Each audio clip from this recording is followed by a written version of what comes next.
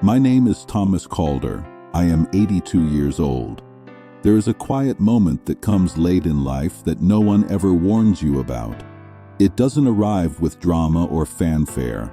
There is no announcement, no sudden fear, no collapse. It comes gently, like dust settling after a long storm. One morning you wake up, sit on the edge of your bed, and you realize something with startling clarity. The road ahead of you is much shorter than the road behind. And strangely, that realization doesn't bring panic. It brings honesty.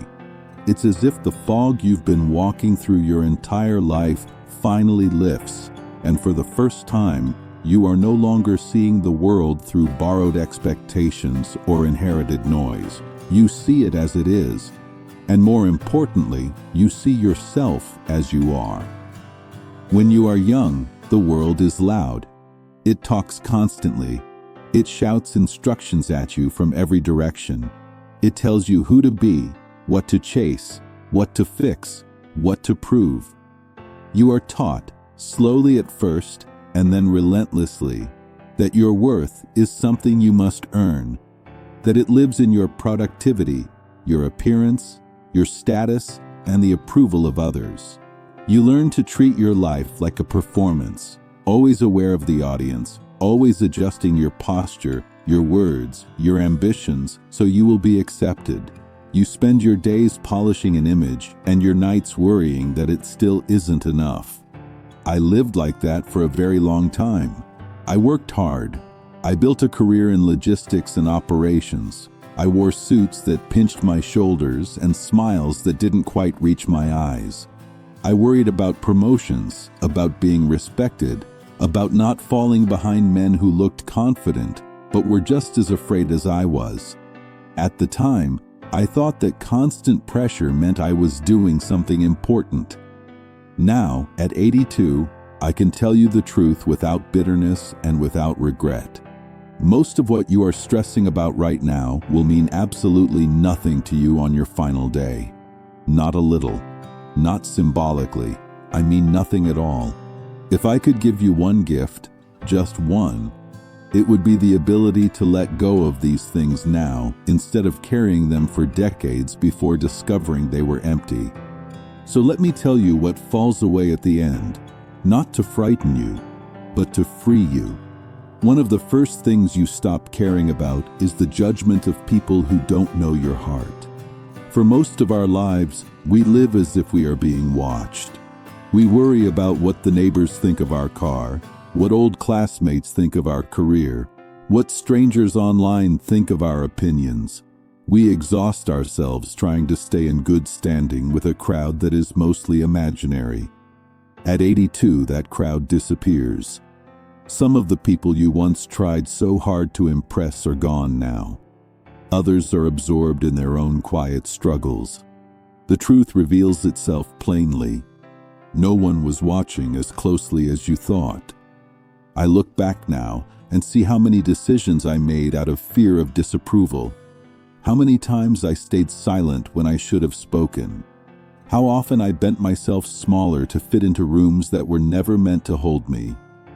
You eventually understand that you were living in a prison where the guards were just people, scared and insecure people, no different from you. On your final day, you will not wish you had been more popular. You will not care if you were admired or impressive. You will care only about the few souls who truly knew you and loved you anyway.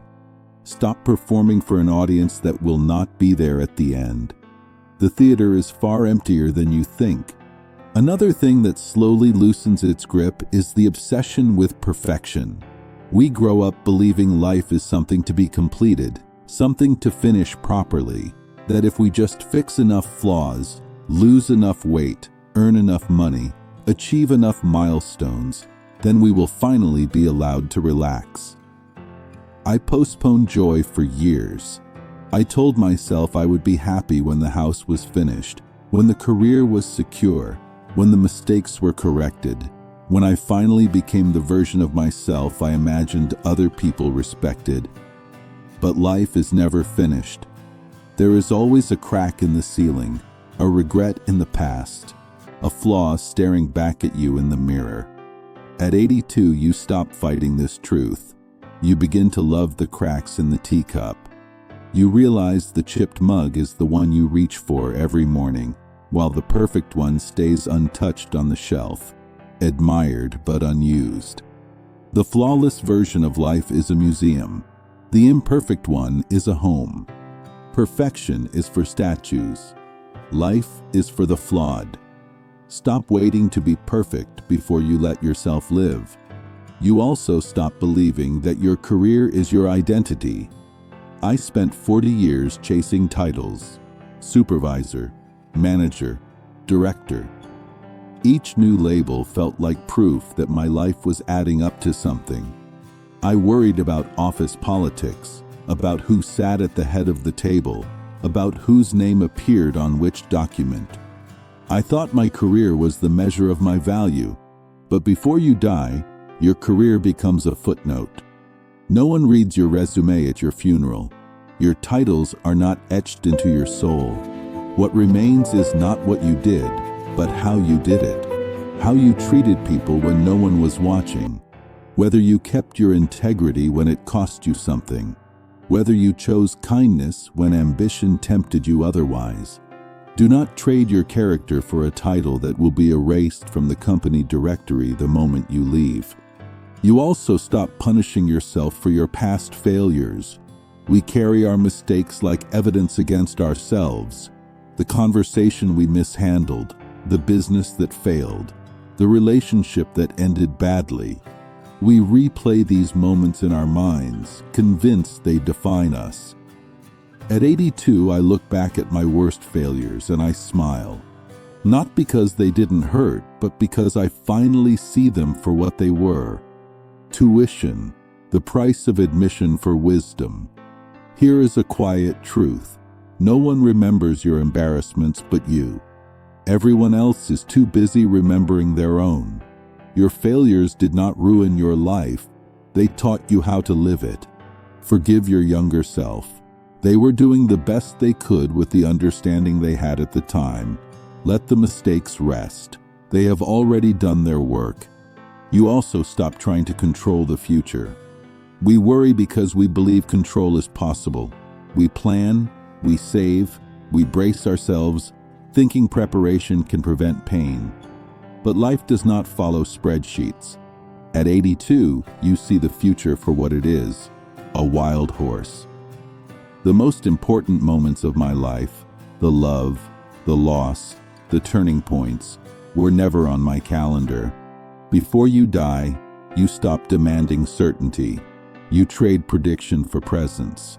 You realize the only thing you ever truly owned was this moment. The future is a ghost. Stop letting it steal your life. And then there is the matter of things. We spend the first half of life accumulating, and the second half realizing we are buried beneath it. I worried about scratches on the car, stains on the carpet, upgrades and replacements. Now my world is smaller and lighter. You cannot take any of it with you, and none of it adds a single minute to your life. The brands fade, the price tags dissolve. What matters is the memory attached to the object. A car is just a way to reach someone you love. A house is just a shelter for shared laughter. If things are not serving people, they are just clutter. Simplify now.